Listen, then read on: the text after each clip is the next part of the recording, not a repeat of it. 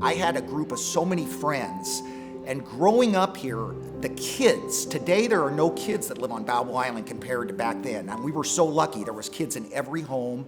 School buses would be jammed here, taking the kids to school.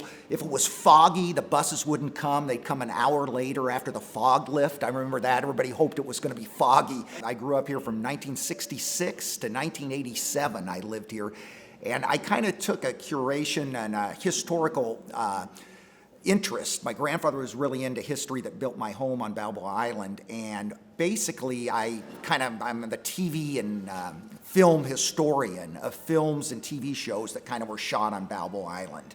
And I'm an autograph collector, so I've tried to send still photos of films and TV shows that were filmed on Balboa Island to stars that are still living today, in 2017, 18, and 19, that can preserve that history of Balboa Island.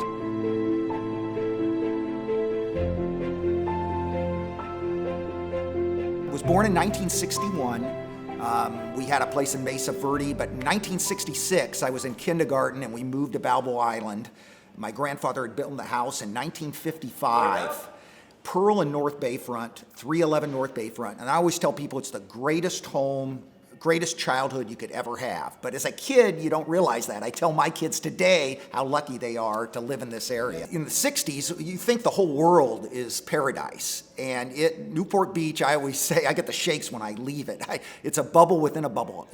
I learned that later in life, not growing up. I thought everything was like this. This is the greatest thing in the world. We're sitting on the beach in front of my house in the bay and living the greatest childhood.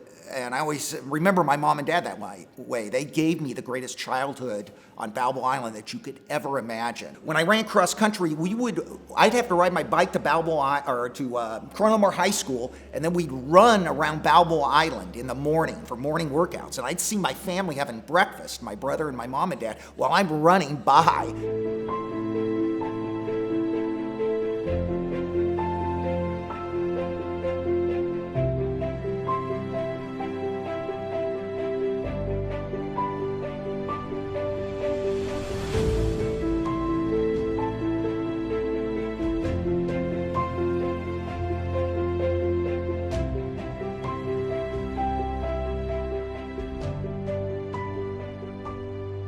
I just took it on, started in 80, 81, stayed with the city. I became their kind of spokesperson, announcer for events, and just built a career there.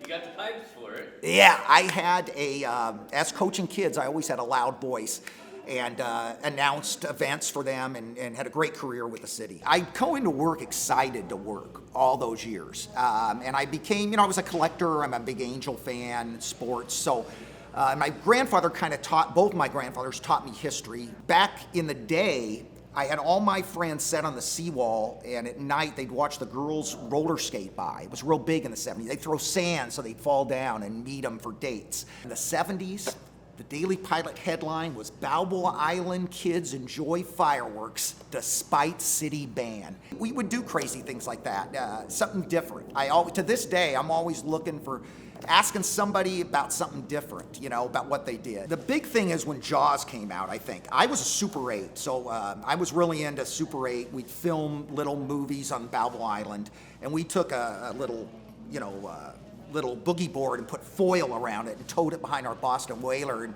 tried to make it like Jaws, and this was in 75. So I filmed on Balboa Island, and we'd film and we'd show our opening movie night to all our friends in the summers. So I was already that was kind of my dream. I had this job at the city, but I always in the back of my mind wanted to be a director. And I'm living on Balboa Island, and my thing is, wow, this beautiful museum's expanding. We got to chronicle the history of film, and I'm a DVD collector.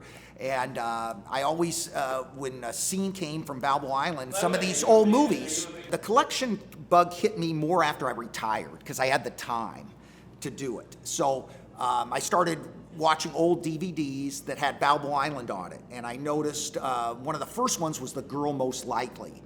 And that's from 1957. Jane Powell and Kate Ballard were in it, and there's scenes of the ferry, and just people like kids today would see, hey, Balboa Island, look at how it was back then. And so I realized some of these actors are still living.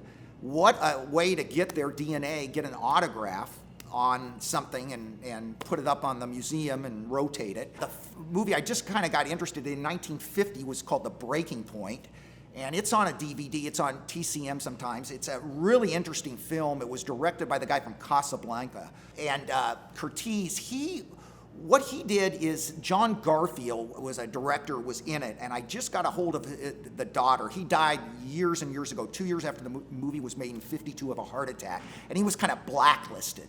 Great from the communist movement in Hollywood, and everybody forgot about him. But that movie's kind of made a comeback, and as the DVD came out, the daughter signed some stuff for me. And where was that specifically? That was filmed over here on Grand Canal, 77 Sunset Strip. So that was made in 1963. One of the episodes was called Reunion at Balboa, and it was based on Bow Week. Now, I was a Palm Springs guy for Easter vacation. Balboa Island, I grew up here, that wasn't really the Easter vacation of the 80s. But in the 60s, my parents' age, It's so hard to believe. this Today, was Easter vacation. This was the town you went to wreck. Yeah, so this was what they did. They wrecked it. Columbo, great story. You see it, reunions. They made 2 down here. A lot of people don't know it. They did one called Dead Weight, where Suzanne Plachette sees a killer, Eddie Albert, and it's a house on Collins Island. And then there was another one, Last Salute to the Commodore. Peter Falk loved Newport Beach. He loved this area. And he loved shooting down here. So back then, the city made a lot of money on film permits. Back then, I would think they would make more money just on having people down here and the restaurants, the bed taxes, and sure, exactly, hardware, right? Yeah, and back then, as a kid, it was so, no one cared when they were filming stuff. Sure. Yeah, there was another one called The Boatniks. It was a feature film made by Disney. It's always rated as Disney's worst movie, but it was kind of a fun movie, and it was made in Newport Harbor. And Mamie Van Doren, Bo Belinsky was a pitcher for the Angels, and they hung around together. I got Mamie to sign some Angel stuff. Just the connection to this area.